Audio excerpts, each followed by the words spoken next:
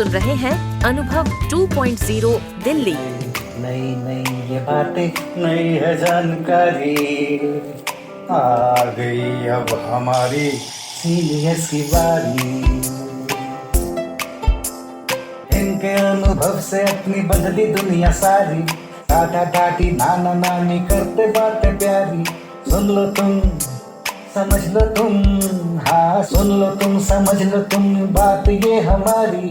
खुश रखोगे इनको तो होगी खुशी तुम्हारी। नई बातें हैं ये देखो, नई जानकारी, आ गई अब हमारी सीनियर्स की बारी। किस्से कहानियां, सेहत और विज्ञान की बातें, रेडियो कार्यक्रम अनुभव में सीनियर्स की बात, सीनियर्स के साथ। वरिष्ठ नागरिकों के लिए उनके अनुभवों पर आधारित पॉडकास्ट श्रृंखला। इसे सामाजिक न्याय और अधिकारिता मंत्रालय, भारत सरकार के सहयोग से national institute for social defence और मीडिया फॉर कम्युनिटी फाउंडेशन द्वारा प्रस्तुत किया जा रहा है। इस कार्यक्रम की संकल्पना और रूपरेखा डॉक्टर आर श्रीधर ने तैयार की है एवं परियोजना समन्वयक है आशीष तिवारी। मेरा नाम है कंचन दीवान और उम्र है 64 साल। सभी कार्यकर्ताओं और सदस्यों को कंचन दीवान की प्यार भरी नमस्ते। आज हम जिस विषय पर बात कर रहे हैं वो विषय इतना सुंदर और मधुर है कि नाम लेने से ही मन तन एकदम प्रसन्न हो जाता है। और वो विषय है संगीत। संगीत का इतिहास मानव का अपना इतिहास है। संगीत उतना ही प्राचीन है जितनी मानव जाति। संस्कृति के उत्पत्ति और विकास के साथ ही संगीत की उत्पत्ति और विकास होता रहा है। जैसे जैसे सभ्यता का विकास होता रहा, संगीत भी उसके साथ साथ विकास करता गया। संगीत में गायन, वादन और नृत्य तीनों कलाएं आती हैं, जिनमें से गायन को सबसे महत्वपूर्ण माना गया है। तो संगीत एक मधुर ध्वनि है, एक मेलोडियस साउंड है और साउंड को नाद कहा गया है। ना यानी एयर या वायु और द यानी फायर या अग्नि। सो वायु और अग्नि, इनके समन्वय से नाद की उत्पत्ति होती है। सो नाद का संबंध ईश्वर से जुड़ा हुआ है। भगवान कृष्ण ने भी कहा था कि नाहम वसामि वैकुंठे योगिनाम हृदये न च मद्भक्ता यत्र गायन्ति तत्र तिष्ठामि नारद। तो भगवान कृष्ण ने भी गायन को बहुत महत्वता दी है। क्योंकि मैं खुद गायन के साथ जुड़ी हुई हूँ, तो मेरा अनुभव यही है कि गाने से मन को बहुत प्रसन्नता, बहुत शांति, तन्मयता, विश्वास और बहुत सारी चीज़ें मिलती हैं। संगीत की, गायन की का रियाज करने से हमारी सांस लंबी होती है, जिसका संबंध योगा से है। योगा में जैसे लंबी सांस का आवश्यकता होती है, वैसे ही संगीत में भी, गायन में भी लंबी सांस सहायक होती है। तो संगीत तो एक ऐसी विद्या है, एक ऐसा ज्ञान है, समुद्र की तरह अथाह है। उसमें जितना डूबते जाओ उतना ही कोई ना कोई खजाना मिलता जाता है। और सात्विक संगीत इंसान को ईश्वर की ओर ले जाता है। सो एक बात मुझे याद आ रही है। एक बार अकबर ने तानसेन से कहा कि तानसेन, तुम्हारे गुरु तो बहुत अच्छा गाते हैं, तो तुम भी उनके जैसा क्यों नहीं गा सकते? तो तानसेन ने कहा, चलिए बादशाह, आप मेरे साथ चलिए। तो तानसेन उनको ले गए जहाँ पे हरिदास गायन का रियाज कर रहे थे। उन्होंने कहा, बात करी उन्होंने उनसे, लेकिन वो अपने गायन में मस्त रहे। तो तानसेन ने बोला कि देखिए बादशाह, मेरे गुरु गाते हैं अपने ईश्वर के लिए, अपने ईश्वर की मस्ती में मस्त होकर गाते हैं, लेकिन मैं गाता हूँ आपको प्रसन्न करने के लिए। मैं आपके लिए गाता हूँ और वो गाते हैं ईश्वर के लिए, तो इसलिए मैं उनके जैसा तो बिल्कुल भी नहीं गा सकता। तो बिल्कुल सही है कि गाना जो है वो ईश्वर को प्रसन्न करने के लिए बहुत सहायक है, ईश्वर के साथ जुड़ने के लिए बहुत सहायता करता है। सो अगर इंसान में डेडिकेशन, डिवोशन, फेथ ये सब हो तो, और गाने का या जिस भी संगीत में रुचि हो, उसका रियाज, उसका अभ्यास अगर होता रहे तो निश्चय ही वो ईश्वर को मिलाने का काम करता है। और म्यूजिक एक मानी हुई बात है कि संगीत से बहुत से रोगों को दूर किया गया है।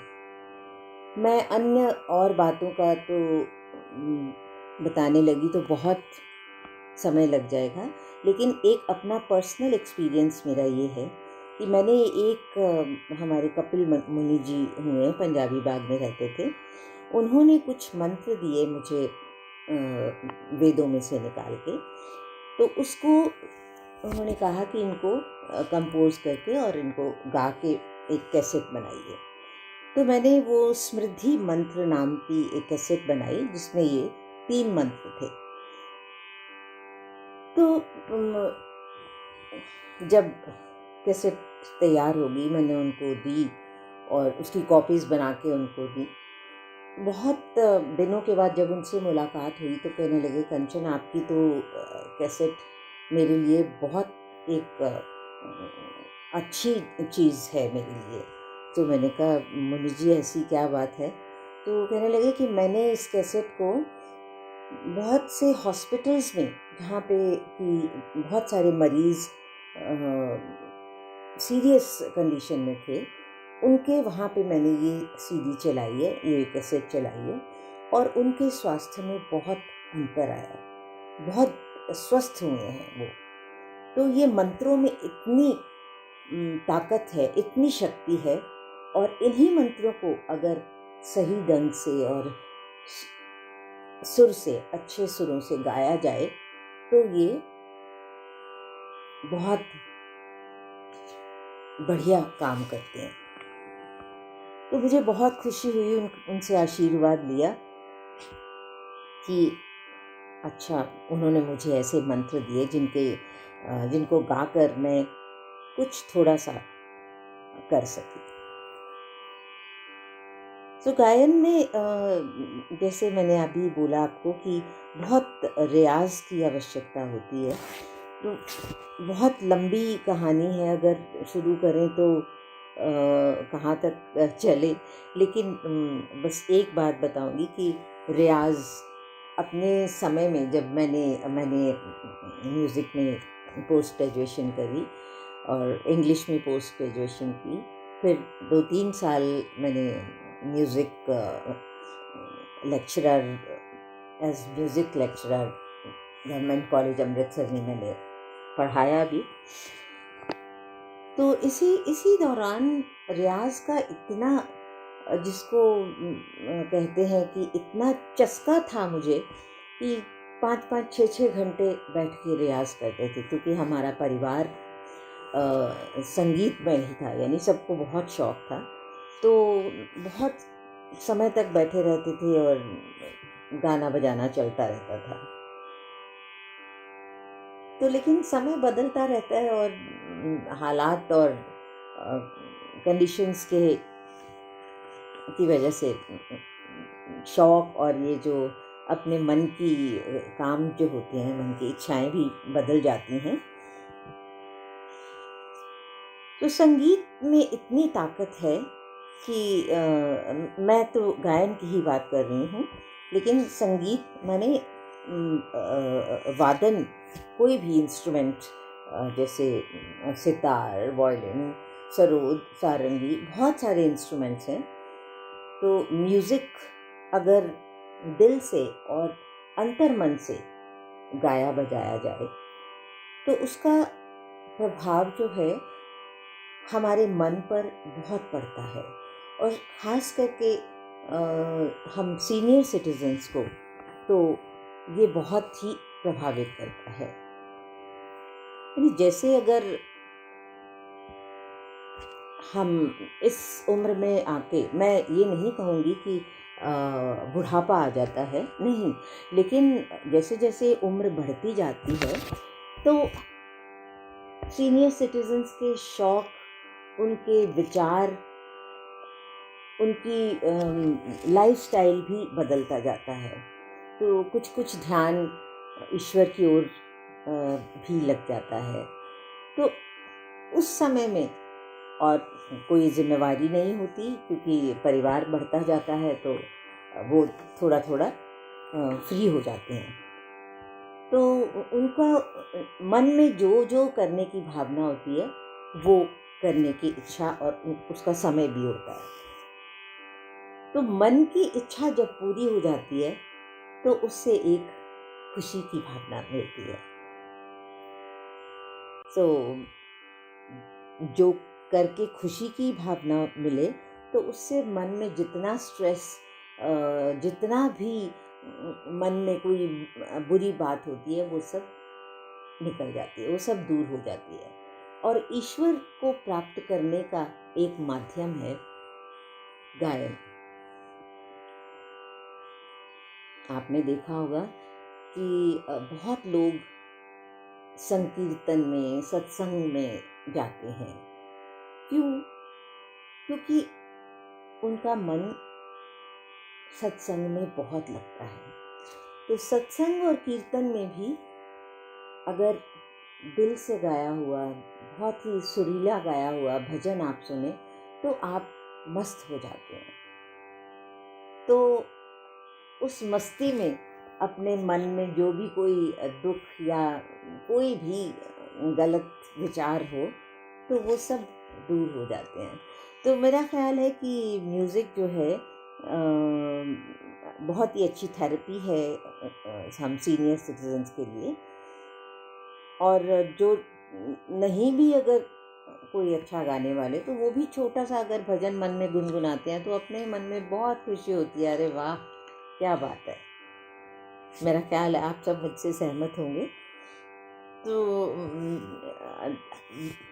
आपको भी मैं तो चाहूँगी कि कोई ना कोई इंस्ट्रूमेंट, जो भी कोई आप बजा सकें वो भी कोशिश करें, और गाने की भी कोशिश करें। जो भी आपका मन करे, भजन, गज़ल, ठुमरी, जो भी आप गाना चाहें, फोक सॉन्ग गाना चाहें या कोई शादी का गीत गाना चाहें, जो भी गाना चाहें आप ज़रूर गाएं, और उससे आपके मन को बहुत प्रसन्नता मिलेगी।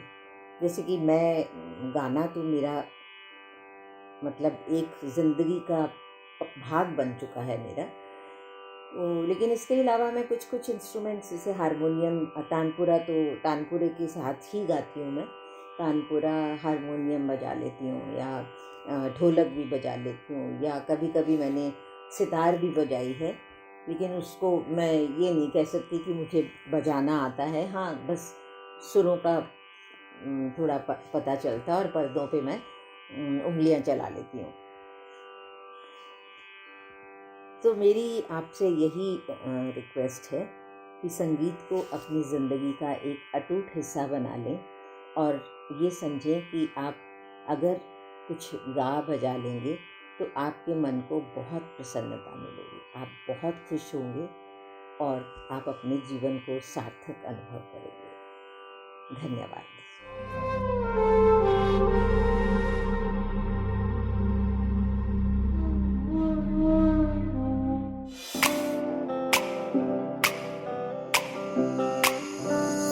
नई नई नई ये बातें, नई है जानकारी, आ गई अब हमारी सीनियर्स की बारी।